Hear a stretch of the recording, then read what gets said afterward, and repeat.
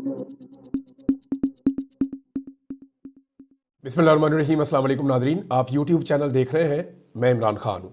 डूबते को तिनके का सहारा, ये मिसाल तो आपने सुनी होगी और पाकिस्तान की हुकूमत को ऐसा लगता है कि तिनके ही चाहिए अब सहारे के तौर पे। वो बेचारा एक बिजनेसमैन फिरता फिराता पाकिस्तान पहुँच गया, या पता नहीं उसको घेर कर लाए, या पता नहीं वहाँ से कोई सफारतकार ने किसी ने भेज दिया यहाँ पे। वो बेचारा पाकिस्तान पहुँचा और उसको इन्होंने पता नहीं क्या से क्या बना दिया। कभी उसको डोनाल्ड ट्रंप का दोस्त बना देते हैं, कभी बहुत करीबी साथी बना देते हैं, कभी उसको कुछ बना देते हैं, कभी वो तजियाकार बन जाता है। वो एक सादा बेचारा कारोबारी आदमी है, उन्होंने कारोबार करने दो। वो पैसे लेकर आया कि मैं यहाँ पे कुछ 4 पैसे लगा के कुछ 6 या 8 पैसे कमा के मैं यहाँ से वापस ले जाऊँगा। इन्वेस्टर जो है वो दुनिया में ऐसे ही जाते हैं और यही सोच कर जाते हैं।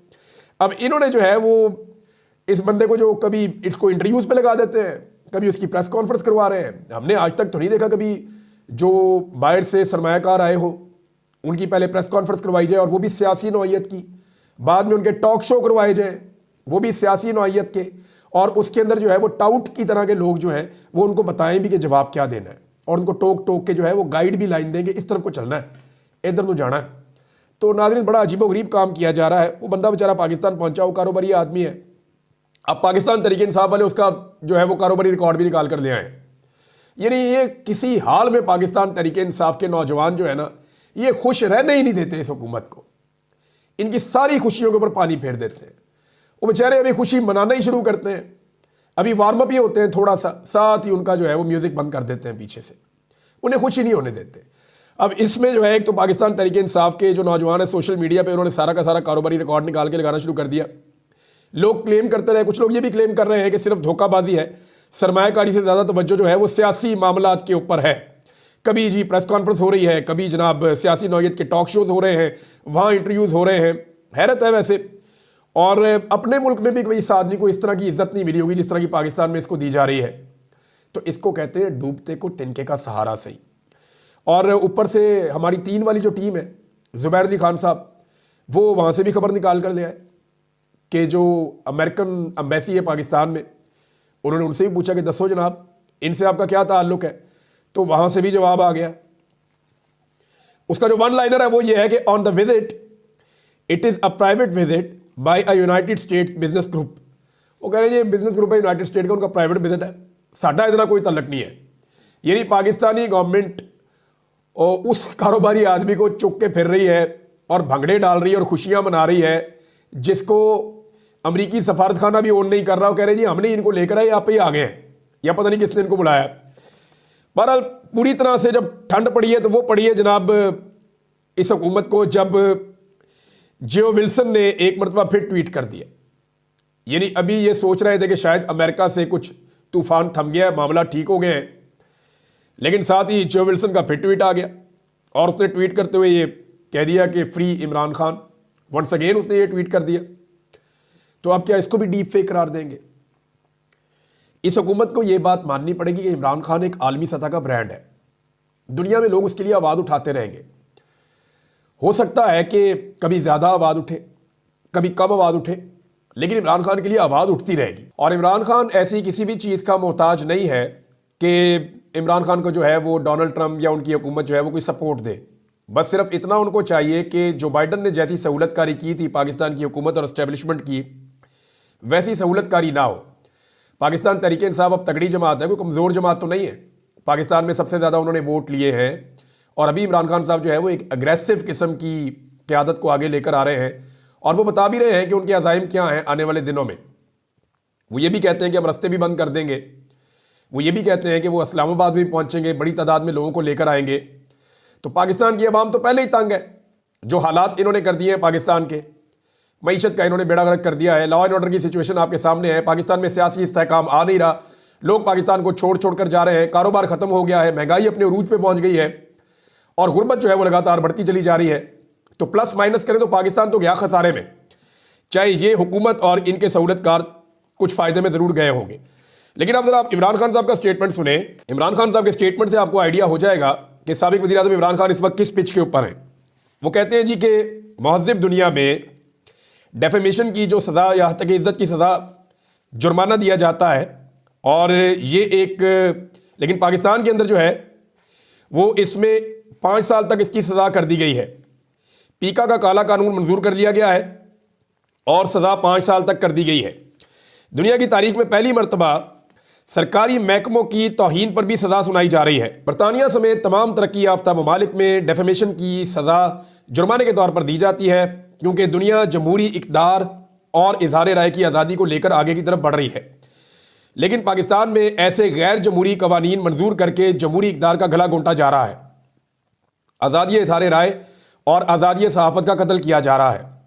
इस सब का मकसद यही है कि 8 फरवरी के मैंडेट की चोरी से लेकर अवाम के चादर और चार दीवारी का तकद्दुस पामाल करने तक, 9 मई फॉल्स फ्लैग ऑपरेशन से 26 नवंबर के कत्ले आम तक जो भी जुल्म और बर्बरियत की गई है, इस पर कोई आवाज़ उठाने की जरूरत ना हो।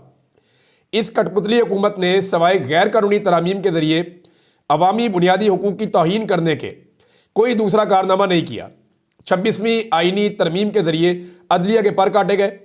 इस्लामाबाद हाई कोर्ट में सीनियर जजेस की मौजूदगी के बावजूद बाहर से चीफ जस्टिस की तकर्री करने की कोशिश की जा रही है। मैंने पिछले वीलॉग में आपको खबर दी थी, जो कादी फायद ईसा पार्ट 2 साबित होगा। हम इस तरह जजेस की तकर्री की भरपूर मजम्मत करते हैं।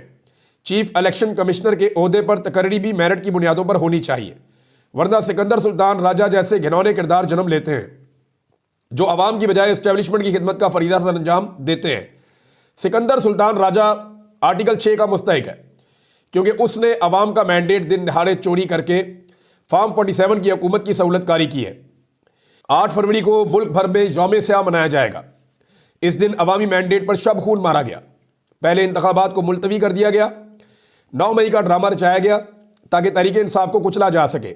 इसके बावजूद अवाम ने जोक दर जोक निकल कर तहरीक इंसाफ को वोट डाले, मगर नताइज को बेशर्मी और बेदर्दी से बदल कर मुल्क को अंधेरों में धकेल दिया गया। अब 8 फरवरी के डाके की पर्दापोशी के लिए पीका और 26वीं आईनी तरमीम जैसे कवानीन मंजूर किए जा रहे हैं। एक झूठ छुपाने के लिए 100 झूठों का सहारा लेना पड़ता है। हुकूमत मुज़ाकरात की सूरत में ढोंग रचा रही थी, इससे इनके अपने चेहरे अया हुए हैं। ये कभी नहीं चाहेंगे कि जुडिशल कमीशन बने और 9 मई या 26 नवंबर की तहकीकात हों, क्योंकि इससे सच सामने आ जाएगा और ये अंदर से खौफजदा हैं, क्योंकि सच यही है कि ये खुद इन वाक़यात में मुलव्वस हैं। बददियानत कभी भी न्यूट्रल अंपायर के साथ नहीं खेलता। इनके इख्तियार में वैसे भी कुछ नहीं है। ये जो भी करते हैं एस्टेब्लिशमेंट की मंशा से ही करते हैं। कुरान मजीद में अमर बिल मारूफ व नही अनिल मुनकर का बार बार जिक्र आया है कि अच्छाई का साथ दो और बुराई के खिलाफ डट जाओ। जमहूरियत की बुनियाद इखलाकियात पर ही है। अल्लाह पाक ने मुनाफिक की निशानी बयान की है कि वो बुराई के साथ खड़ा होता है। जो लोग मुनाफिक होते हैं उनके लिए दुनिया और आखिरत में रुसवाई है। बेगैरती और ढिठाई का कोई तोड़ नहीं है। ला इलाहा इल्लल्लाह इंसान में गैरत बेदार करता है। बेगैरत इंसान अल्लाह के सिवा दूसरों के सामने हाथ फैलाता है। एक कौम सिर्फ गैरत पर खड़ी होती है और तरक्की करती है। बेगैरत इंसान या कौम सिर्फ भीख मांगती रह जाती है। कोई भी कौम सिर्फ इंसाफ और कानून की हुक्मरानी से ही आगे बढ़ सकती है। इंसाफ वही लोग देते हैं जिनमें इखलाकियात जिंदा हो। मदीना की रियासत इन्हीं उसूलों पर खड़ी हुई थी और फिर मुसलमानों ने पूरी दुनिया में हुकूमत की। हमें भी अगर अपनी सिमत का तयन करना है तो इखलाकी तरबियत पर तवज्जो देनी होगी। बुनियादी इंसानी हकूक़ का तहफ़्फ़ुज़ करना होगा और इंसानी जान की कदर करनी होगी, वरना हमारा मुस्तकबिल रोशन नहीं हो सकेगा। मदीना की रियासत में एक यहूदी ने खलीफा वक्त हज़रत अली रज़ी अल्लाह तआला अन्हु के खिलाफ मुकदमा जीत लिया था। इंसाफ के ये उसूल इस्लामी मुआशरे की हकीकी रवायात हैं जिन्हें हम फरामोश कर चुके हैं। इस्लाम और जमहूरियत के उसूलों को फरामोश करने की वजह से ही हमारी माशरत और मईशत दोनों तबाह हैं। अगर हम हकीकी आज़ादी हासिल करना चाहते हैं तो हमें इन्हीं उसूलों को अपनाकर अपनी जद्दोजहद जारी रखनी होगी। जो इंसान बेखौफ होकर सिर्फ अल्लाह से डरता है वही कामयाब होता है। जो खौफज़दा रहता है वो कभी कामयाब इंसान नहीं बन सकता। जो इंसान कभी हार नहीं मानता वही मुराद पाता है। लिहाजा मेरी कौम ने कभी हार नहीं माननी। नाज़रीन, इमरान खान साहब बाहर आएंगे तो अपनी स्टेटमेंट खुद दिया करेंगे और फिर वो आपके सामने आ जाया करेगी। जब तक वो बाहर नहीं आ रहे उनकी स्टेटमेंट हमें सुनानी पड़ती है आपको पूरी पढ़ के, तो ये एक अलग से, क्योंकि पाकिस्तान का मीडिया तो दिखाता ही नहीं है, तो उनकी स्टेटमेंट आप तक पहुंचाने की जिम्मेदारी है। ये मैंने आपको स्टेटमेंट इमरान खान साहब की सुना दी है। अब फाइनेंशियल टाइम्स की एक रिपोर्ट आई है जिसे पाकिस्तान तहरीक इंसाफ ने उसको ट्रांसलेट करके शाया भी किया है। और पाकिस्तान तहरीक इंसाफ ने जो लिखा, जो फाइनेंशियल टाइम की रिपोर्ट है वो जरा आप देख लें। पाकिस्तान की फौज ने सियासी मुखालिफिन के खिलाफ वसी पैमाने पर क्रैक डाउन भी शुरू कर रखा है। इमरान खान की पाकिस्तान तहरीक इंसाफ के हज़ारों कारकुनों को इंसदाद दहशतगर्दी और फौजी अदालतों में पेश किया जा चुका है, जबकि कई सीनियर रहनुमा रूपोश हो चुके हैं। इन गिरफ्तारियों पर आलमी सतह पर शदीद तनकीद की जा रही है और दिसंबर के आखिर में यूरोपीय यूनियन ने खबरदार किया था कि आम शहरियों के फौजी अदालतों में मुकदमा चलाना इन वादों की खिलाफ वर्जी है जो पाकिस्तान ने तरजीही तजारती मुआहदे तक रसाई के लिए हासिल किए थे। यानी वे वादे किए थे GSP प्लस का जो स्टेटस है उसके लिए, एक ऐसा मुआहदा जो इसके टेक्सटाइल सेक्टर के लिए रीढ़ की हड्डी की हैसियत रखता है। जर्मन सफारतखाने की जानिब से अक्टूबर में जनरल मुनीर को भेजे गए एक खत में रोशन पावर के मामलात पर होने वाले मुज़ाकरात के गैर मामूली तरीक़ाकार पर सवाल उठाया गया। इस खत में मज़ीद खबरदार किया गया कि यह मामला जर्मन कारोबारी इदारों और सरमायाकारों के एतमाद को पहले ही नुकसान पहुंचा रहा है। दीगर चीज़ें भी हैं इसके अंदर काफ़ी सारी, लेकिन एक चीज़ मैं आपको बताऊं कि पाकिस्तान ने इंसानी हकूक़ के हवाले से, शख्सी आज़ादियों के हवाले से, जमहूरी आज़ादी के हवाले से, फ्रीडम ऑफ एक्सप्रेशन के हवाले से, आज़ादी इज़हार राय, इन चीज़ों के हवाले से पाकिस्तान के ऊपर बहुत शदीद दबाव आने वाला है, क्योंकि पाकिस्तान ने यूरोपीय यूनियन के साथ और मगरबी ममालिक के साथ बहुत सारे वादे कर रखे हैं, बहुत सारी ट्रीटीज़ साइन कर रखी हैं। अब GSP प्लस स्टेटस के बारे में वो पहले ही खबरदार कर चुके हैं कि वो आपका ख़तरे में है, और इसी पाकिस्तानी हुकूमत ने ये पहले ही बहुत दबाव में थी, मज़ीद दबाव अभी इनके ऊपर आने वाला है। इसी हुकूमत ने एक हफ़्ते के अंदर अंदर जो है वो एक और काला कानून पास कर लिया है। बज़ाहिर तो उसका नाम पीका कानून है, लेकिन ये वो कानून ही नहीं है, ये एक लाकानूनियत का बाजार गर्म होने वाला है। इसमें जो सोशल मीडिया अथॉरिटी है ये क्या करेगी और कैसे काम करेगी, जरा थोड़ा सा आप समझेंगे, आपके 14 तबक रोशन हो जाएंगे कि ये पाकिस्तान में करने के हवाले हैं। कभी किसी डिक्टेटर ने भी वो नहीं किया जो ये अब करने वाले हैं पाकिस्तान में। सोशल मीडिया अथॉरिटी क्या करेगी और कैसे काम करेगी, इसकी चंद चीज़ें मैं आपके सामने रखता हूं। एक तो ये सोशल मीडिया को देखते रहा करेंगे, खुद से मवाद उठाएंगे और कार्रवाई डाल देंगे, खुद से कार्रवाई कर दिया करेंगे, कोई दरखास्त इनके बाद ना भी आए तो। दूसरा, इनको कोई भी दरखास्त देगा तो ये उसके ऊपर भी एक्शन लेंगे। फिर इनके पास इख्तियार है कि ये 24 घंटे के अंदर फैसला सुना दिया करेंगे। यानी बंदा पकड़ा, अपने पास रखा, 24 घंटे में फैसला सुनाया, जेल भेज दिया। अब बंदा बंद हो गया जनाब। यानी बंदा उठाया, इन्होंने खुद ही डिसाइड किया कि बंदा सही नहीं है, बंदे को जेल भेजो, चलो फैसला किया, जेल भेज दिया। अब बंदा बेचारा जेल चला गया। वो चीखता रहेगा भाई मैंने ये ट्वीट ही नहीं किया, वो चीखता रहेगा मैंने ये बात ही नहीं की, वो कहता रहेगा भाई मैं तो इसके नज़दीक भी नहीं आया, या मेरा ये अकाउंट ही नहीं है। वो जो मर्जी बंदा कहता रहे, उसको इन्होंने उठाना है कि यार तेरी शक्ल पसंद नहीं है, इख्तिलाफ राय रखा है, या कोई भी चीज़ के ऊपर उठा लिया इन्होंने। छोटी से छोटी चीज़ पे भी बंदा इन्होंने बस पकड़ना है, बंदे तक पहुंचना मसला है इनका। ये जब बंदे के पास पहुंचेंगे, बंदे को उठाएंगे और इस कानून के तहत 24 घंटे के अंदर अंदर उसको जेल भेज देंगे। अब वो बंदा बेचारा करेगा क्या? अच्छा, जेल कौन बंदे भेजेंगे, जरा ये भी आप सुन ले। बंदे कौन से हैं? ये 9 अरकान जो होंगे, इनमें एक सेक्रेटरी दाखिला होगा। उसे कौन लगाता है? अपनी पसंद का आदमी लगाया जाता है, और लगाता है वज़ीर आज़म। फिर एक चेयरमैन PTA होगा, वो कौन है? रिटायर्ड फौजी ऑफिसर है, वो भी आपको पता है कौन है। चेयरमैन पैमरा होगा, ये भी हुकूमत का होता है। और एक अथॉरिटी का चेयरमैन अलग से लगाया जाएगा। अब ये 5 साल के लिए हुकूमत लगाएगी, अब ये भी आपको पता है, हुकूमत का अपना बंदा हुकूमत ने लगाना है। तो ये 4 बंदे इनके हो गए। एक फिर इसके अंदर होगा सहाफ़ी, वो भी हुकूमत ने चुन के लगाना है। एक सॉफ्टवेयर इंजीनियर, एक वकील, एक सोशल मीडिया एक्सपर्ट और एक IT एक्सपर्ट।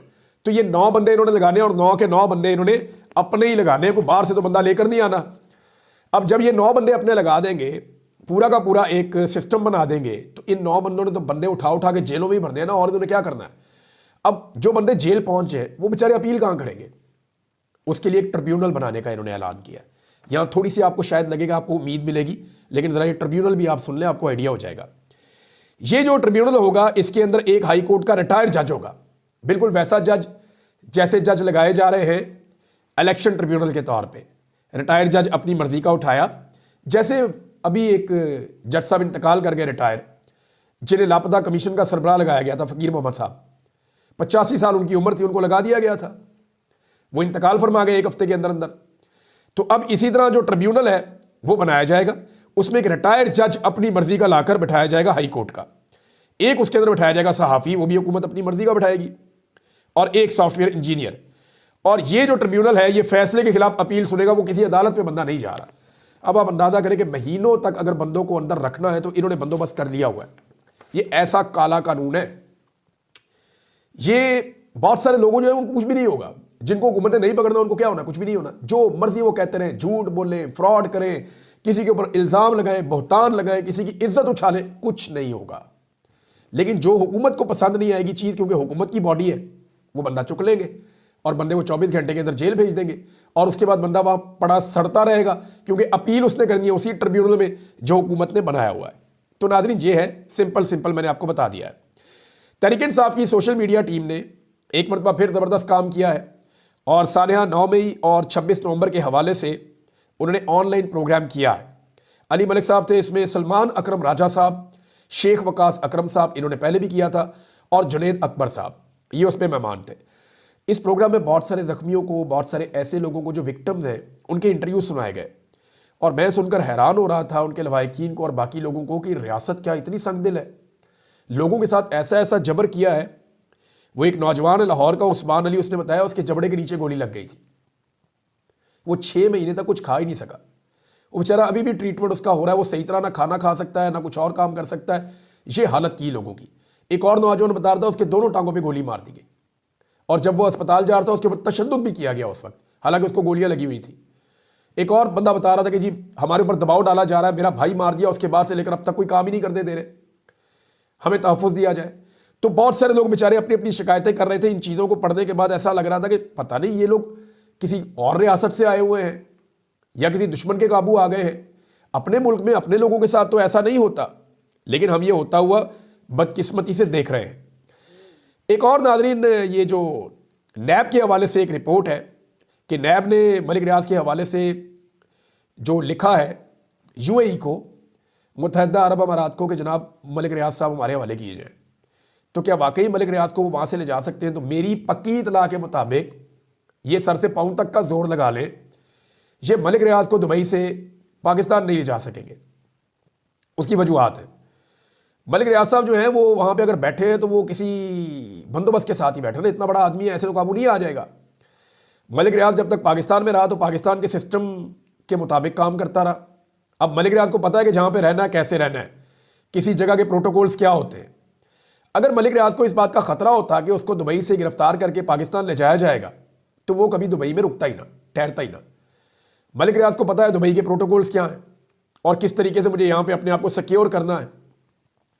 मुझे नहीं लगता कि ये लोग वहाँ से उठा के मलिक रियाज को ला सकते हैं। जो करीबी लोग हैं, मैंने उनसे पूछा भी है, कई जो इनके मलिक रियाज के, उन्होंने कहा जी नहीं, मलिक रियाज को यहाँ से उठा कर ले जाना तकरीबन इस हुकूमत के लिए नामुमकिन है।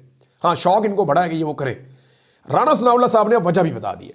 मैं चाहता हूँ कि राणा सनाउल्लाह साहब के अपने मुंह से आपको पढ़ के सुनाऊं ताकि आपको आइडिया हो जाएगा। मैंने थोड़े दिन पहले आपको एग्जैक्टली यही वजह बताई थी कि ये वो वाहिद वजह है जो हुकूमत को मजबूर कर रही है कि मलिक रियाज के खिलाफ अब कार्रवाई की जाए। राणा सनाउल्लाह ने कहा कि बैरिया टाउन का, यानी वजूहात तो 2-3 है और जो रीज़न बना है वो तो ये है कि इमरान खान साहब के खिलाफ गवाही दे दें तो आप दूध के धुले हुए हैं, गवाही आप नहीं देंगे तो आपके ऊपर भी वही किया जाएगा जो बाकी सबके साथ किया जा रहा है। और ये सबको पता है कि अलकादर यूनिवर्सिटी के केस के अंदर अगर इमरान खान को फिक्स करना है तो आपको सज़ा हर हाल में इमरान खान को देनी पड़ेगी। लेकिन दूसरी रीज़न जो मैंने आपको बताई थी वो अब राणा सनाउल्लाह साहब ने बताई कि बैरिया टाउन का मुत्तहदा अरब अमारात में मनसूबा कौमी मफाद में नहीं है, इससे सरमाया बाहर चला जाएगा या बाहर से जो सरमाया आ रहा है ओवरसीज़ पाकिस्तानियों का वो दुबई में इन्वेस्ट हो जाएगा। और पाकिस्तान के अंदर जो सोसाइटियाँ बनी हुई हैं, चाहे वो DHA है, चाहे वो और बहुत सारी है, प्राइवेट सोसाइटियों के नाम चले नहीं लेते, लेकिन यहाँ पे जो है वो धंधा जो है रियल स्टेट का वो नीचे आ जाएगा। तो मलिक रियाज को इसका फ़ायदा हो जाएगा या दुबई को फ़ायदा हो जाएगा। तो मैंने पहले आपको बताया था कि ये एक्चुअली 2 तरह का प्रॉब्लम है। एक, इमरान खान के खिलाफ गवाही नहीं दी, दूसरा ये जो सोसाइटियाँ हैं, जो रियल स्टेट के बड़े बड़े जाइंट्स हैं, उनकी भी आपसी एक जंग है जिनमें मलिक रियाज जो है वो सबसे बड़ा जाइंट है और वो इतना ह्यूज है कि उसका मुकाबला बाकी नहीं कर पा रहे। अब तक के लिए इतनी, अपना ख्याल रखिएगा, अपने चैनल का भी। अल्लाह हाफ़िज़।